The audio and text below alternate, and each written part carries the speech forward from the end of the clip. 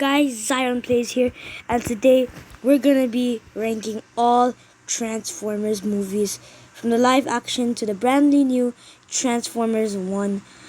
The G1 franchise isn't gonna be included because I don't even know what happened in that movie.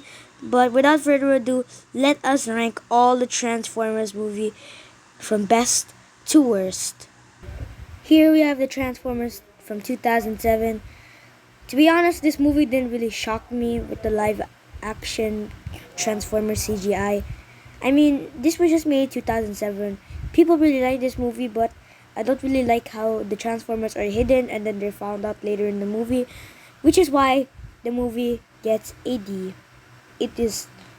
I'm sorry for everyone who liked this movie. It's just so bad that they have to hide the Transformers until they have to reveal it until the movie goes on, which is why I gave it a D. Anyways, let's move on to the next film.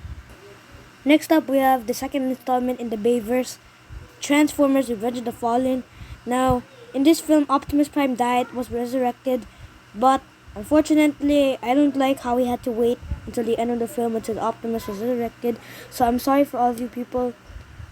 I'm giving this another D. I just dislike it at most. I don't like how Sam is just focused throughout the film and not the Autobots, which is why I just rate this movie a D tier. I hate it. I'm sorry for everyone who likes this film. I'm just very sorry. I do not like this. Now let's just go on to the next movie. Here we are with the third installment with the Bayformers continuity. Now, this film, Transformers Dark of the Moon, was so good.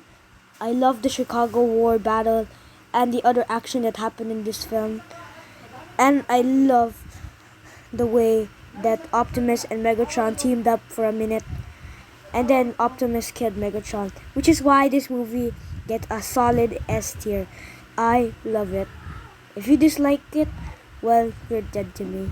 Anyways, this movie was amazing. Now, let's go to the next film. Next up, we have Transformers Age of Extinction, the fourth installment to the Bayverse franchise. Now, I love Optimus's new look, and I love how the Dinobots and Grimlock came first time in live action. This was amazing, and Mark Wahlberg did an amazing job as Kay Yeager. See you later, Shia LaBeouf. Now, I guess this movie gets a solid A tier. It was good, but not that good. But hopefully, it'll be better in the future. But anyways, let's head on to the next film of Transformers. Next, we have Transformers The Last Knight, the final film in the Bayverse continuity. Now, Nemesis Prime's introduction to this film was kind of good, but it didn't really focus on Optimus Prime, and less Optimus time in the film. Well, I love Optimus on screen, so Optimus Prime's time was very less in this film, which made me give it a very big F tier. It was so bad, and the cast keeps changing. I love how Mark Wahlberg came back, but why did they have to change the cast? I mean, there are completely different characters in this film. And what the hell are dragons doing here? I mean, you know what?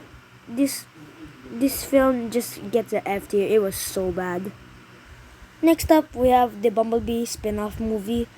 And it was good considering that it focused on Bumblebee. Charlie is basically Sam Witwicky in another continuity. And traditions carry on to a Transformers movie. And it just gave me chills. And of course, Cliff Jumper had to die, making me give it a A tier because Cliff Jumper will always die no matter what continuity you look at. So, of course, he had to be the first to die because he looked fairly similar to Bumblebee in the game. So, that's why I gave it an A tier. Anyways, next film. Woohoo! Let's go! Next up, we have Transformers Rise of the Beast, the sequel to Bumblebee. Now, continuing off Bumblebee, they added the Maximals and the Terracons, and the first ever live action film to not include the Decepticons in a movie, because every single Transformers movie that we look at always has to be the Decepticons to be the enemies. The first movie to have the Maximals in a movie, and it was good, amazing, and making me give it a S tier because it was so good in my opinion that I was so speechless in the cinema watching it. And man, was it good. I love how Unicron didn't really show his robot form, but maybe soon in the future we might get to see Unicron's robot form other than being a giant planet either. But now let's head on to the last and final film that we're going to be ranking. Last but not least, we have Transformers 1. You don't need to speak anything to it about me because already it's just gonna get a solid S tier. It was the best Transformers movie that I've ever seen in history. It was amazing. Just peak cinema in my opinion. This movie was great. I loved it. The origin story was amazing. From Megatron turning into a dark side of himself. Man, was this movie better.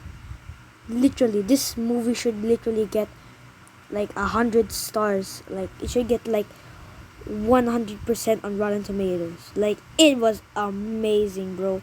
You do not know how much like words I could have said, but I was speechless when watching the film.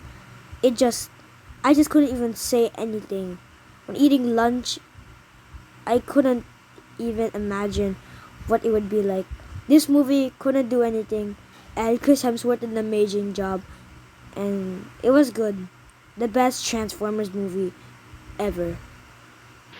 And ladies and gentlemen, that is the tier list of all Transformers movie, even Transformers 1, getting the full S tier. And the winner of this tier list is going to be, of course, Transformers 1.